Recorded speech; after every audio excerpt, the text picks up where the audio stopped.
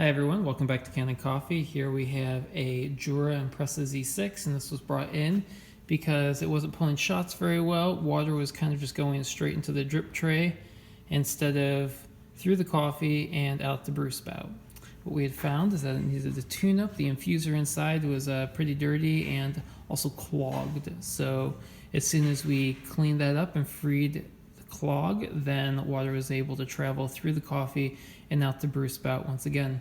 So here it is, cleaned up and functioning. So let's test it. Boom.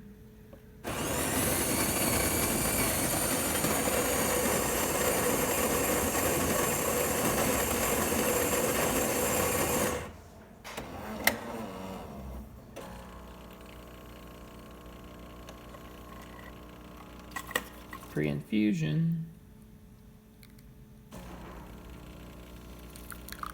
Nice.